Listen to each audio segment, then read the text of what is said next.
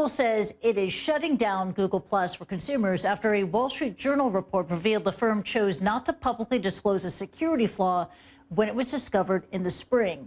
In a blog post, seemingly in response to the journal's report, Google said this, quote, that it discovered and immediately patched a software glitch in March of 2018 that had given outside developers access to users' private profile data. The bug reportedly exposed some 500,000 user accounts. Google says it found no evidence of any data misuse. Now, we're joined now by David Edelman. He previously advised former U.S. President Barack Obama on technology and economic policy and now leads MIT's research on technology governance and joins us live from D.C. David, thank you so much for joining us here on the program. Thanks, Kristie, for having me. Google is shutting down Google Plus. Let's face it, this was a social platform. It wasn't quite working. It was on the wane. Let's talk about the real headline here. That reports out there, Google knew about this security flaw and covered it up. Is that going to be a big problem for Google?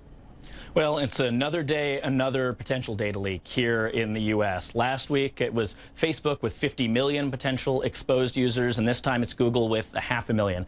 Certainly, the news here is not great for Google. You may remember that this news was first uncovered, we understand from the memo, back in March, the same time that Facebook, the giant social network, was being called here to Washington to have their executives grilled in front of Congress to figure out exactly what happened in the Cambridge Analytica scandal. And it was apparently, according to internal memos, that reason, Google's desire to stay out of the spotlight, that was the reason they didn't come out with this immediately. Now, Google took a pretty unusual step here of actually killing the entire service that was responsible for this potential data leak. They also announced some new limitations on how third parties can get access to data, but there's no question at this time of real regulatory scrutiny of Silicon Valley companies, particularly social media firms, this is not going to play well for Google, which until now has more or less managed to skirt a lot of the attention that has been paid to Facebook and others in this debate.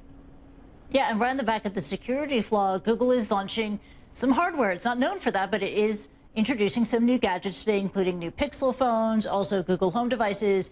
We know privacy has been an issue on Google's virtual platform. Is it safe to say it's going to be an issue too with their hardware?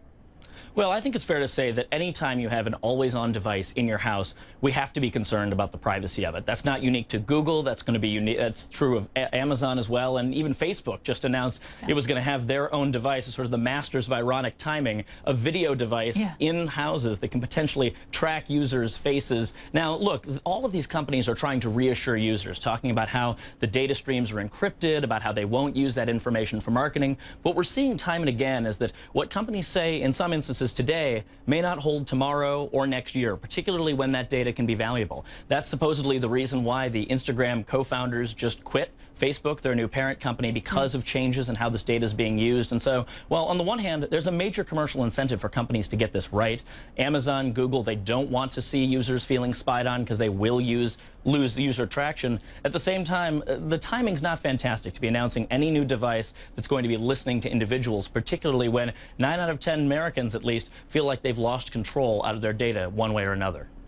Yeah, and yet Google is going to be making a Google Home announcement today. Facebook just launched Portal, this AI-powered camera that's supposed to follow us in our homes. You know, as big tech pushes deeper into our living rooms, is the industry applying the lessons learned from all those big data breaches and all those hearings in Washington, D.C., or is it still a case of let's move fast, let's break things at the expense of consumer security?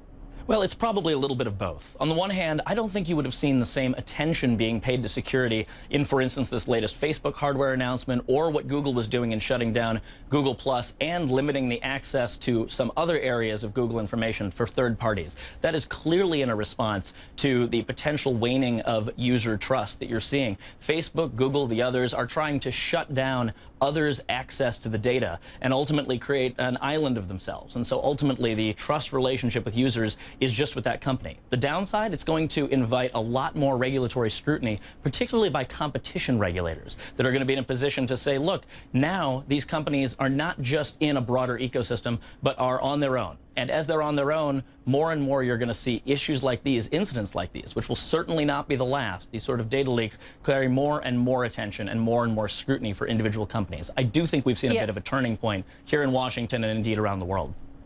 Yeah, we're at a turning point, but yet we can still anticipate more data breaches to come and us reporting and discussing on it right here in CNN. David, I'll have to leave it at that, but thank you so much for joining us. David Edelman of MIT. Take care. Thanks for having me.